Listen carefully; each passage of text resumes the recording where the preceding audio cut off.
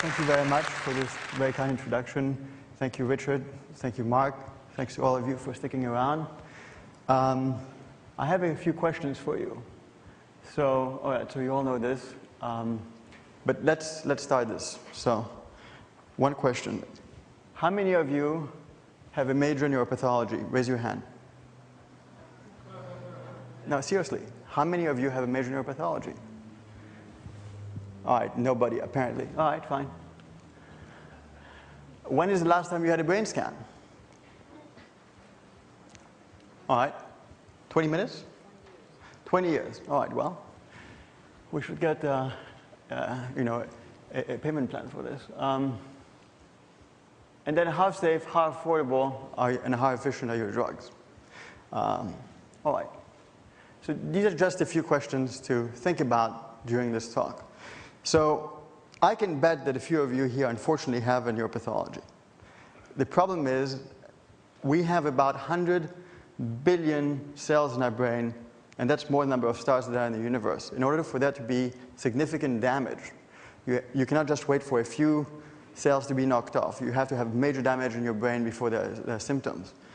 So the issue here is that we only pick up neuropathologies when it's too late. And 2 billion right now have a major brain disorder or a CNS disorder, 100 million in America. For Alzheimer's alone, well, in California, you will have, by 2030, Alzheimer's will rise at 5 times the speed of the population rise in California. This translates into huge medical costs. You have about $100 billion a year for Alzheimer's, 42 billion for schizophrenia, 35 billion or 37 for depression. And interestingly, here are a few facts. Sleep disorders are the #1 reason why Alzheimer's patients are institutionalized, not dementia. Disturbed sleep plays a role in all of the pathologies I mentioned before. Right? So we have 70 million people in America who have a sleep disorder, and only 4 million of them have a sleep test. And Paul Jacobs mentioned something about those. So why are there so few? Well, that's why. So we have to do something about this. This gentleman has a problem sleeping in his own bed at home without any wires. We bring him into the hospital. We rub his skin. We put wires all over his head and his body. And then the analysis is done this way. This is a 30-second snapshot of the activity that his body generates throughout all these sensors. This is all scored manually by technicians. And the problem with that is that it's inaccurate, it's costly, it's uncomfortable. And it's been the case for way too long. So let's talk about then the drugs that people take when they don't know how to sleep. How they can sleep. So basically, the most prescribed drug in the world for sleep in the 90s was this one, Halcyon here. Did anybody hear about it, Halcyon? All right, so a few facts about Halcyon. It was used in 90 countries. It was restricted in 11 countries. It was banned for psychiatric disorders in the UK in 91. It was redosed in America from 0.5 milligram to 1/4 milligram. And finally, Upjohn, the drug maker, had to acknowledge that it caused all kinds of psychiatric side effects. So here are some of them. So all these people were taking this drug without knowing this, obviously. There was a lady in Hurricane, Utah, who stabbed her mother the night before her birthday, and sued the company and won. There was a habitant of this place here who was taking the drug for some time as well. You don't want him to get too angry either. So it affects all of us. In my own family, there was a case, and something I've never spoken about before, certainly in public, and I guess my colleagues don't know, and my investors in the audience don't know either, but I hope they'll forgive me. My father was someone who took Halcyon, and it had tremendous side effects, so much so that on the day of my 10th birthday, nobody called because he had been arrested. He had threatened someone with a weapon and was arrested for that.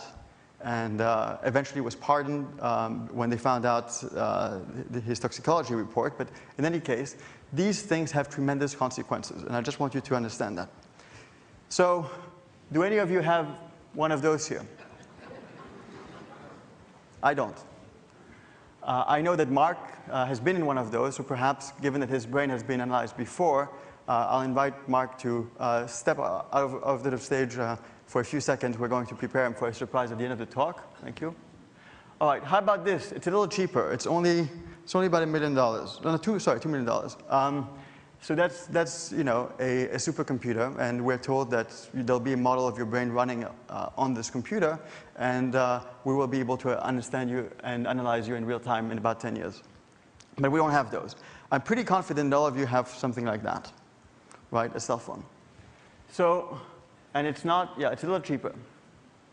So what I'm going to tell you is that it turns out we can use a very old technology called the EEG, brainwaves, and do the following thing. This person went into REM sleep, but you wouldn't know it were not for the inclusion of all these other sensors, right? So muscle tone, eye movements, and so on. But what we're going to do, we're just going to focus on this one channel from the brain, and we're going to do quite a bit of mathematics on it. This here is just the conventional analysis, so you have time on the x-axis, frequency on the y-axis, and you usually don't see anything above 20 hertz. It's 1 night of sleep using conventional methods. And this above here is what I call the dark matter. We know that the brain is able to produce very high frequency information, but we don't have access to it. So we use this one channel of EEG, so voltage over time. We have this spectrogram. We do some mathematics, we normalize it, and then we create a map. So this is what this map looks like. So here every dot corresponds to 30 seconds of brain activity, and it hasn't been analyzed more than this, and it turns out that if you superimpose the results of the manual scoring on this map, you can see that each waking and sleep state has its own biomarker, has its own signature. Everything can be separated, everything can be read. I think that's what also Paul was referring to in terms of the thesis. But that was a few years ago. What can we do now? Well, it turns out that we can actually increase the spectral resolution and the temporal resolution of these maps and give you access to your own brain, not in 10 years, and not with a very expensive scanner, not with a very expensive supercomputer. We can do it right away. We can do it right now, and you can do it in your homes. So if you look now, it turns out that we can open all of this up. And if you look at what is in red, yes, you look great. What is in red here corresponds to REM sleep. What is in green is stage 2. You have different areas of the brain which produce different neuromarkers. So you have the thalamus, you have the cortex, you have the hippocampus. All of these different structures have a unique signature here, and that means that we can now actually find out if you have a problem in your hippocampus, in your cortex, or any other brain structure. So this is a map. So what this means is we have access to all of this without putting any electrodes. So we've discovered something rather interesting. If you look at the red dots here, it appears that they form 2 different distributions. Stop petting him. So whether the data has been scored manually or automatically. And what this means here, these are 2 different nights, 2 people, and we have discovered a new human sleep state. REM is not REM. It's not one state. It's actually 2 stages. What this means is that we may actually have a neural correlate of dreaming. We're not sure about this yet, but we know there are 2 stages. In fact, these 2 people spent about a year looking at the data at a 1-second resolution to make sure that we actually did not see a state when in fact there were artifacts. So there is a new human sleep state for sure. We know that. All right. So if we just focus on this new sleep state and we look at these 4 different patients on top, I'm going to ask you a very simple question here. If you look at these pairs, 1, 2, 3, 4, do you think that I'm showing you 2 nights from the same patient, or do you think that these are different people? Okay, who thinks it's the same patient? 4, okay, raise your hand. Okay, right, good. Well, it turns out that these are actually twins. So, and we can pick it up now using their brainwaves, which is rather astonishing. So we're building now a large database of biomarkers with all kinds of partners. We have a partnership we'll announce tomorrow with a pharmaceutical company.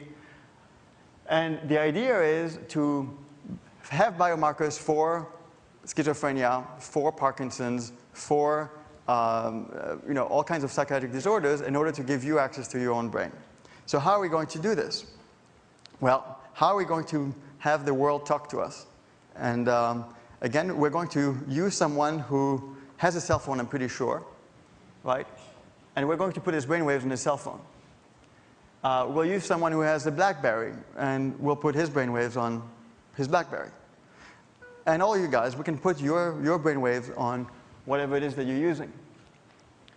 So, and that's how we will actually find out in real time if you have any kind of neuropathology. That's the plan. We're building now the world's largest database to do this, and you won't have to rely on an alarm clock. With all due respect to some other companies, this will be done on your cell phone, and it will be done from we will look for neuropathology. So it turns out that we can do this also with sensors, which were developed also by Mike Shee here at UCSD. We have a partnership.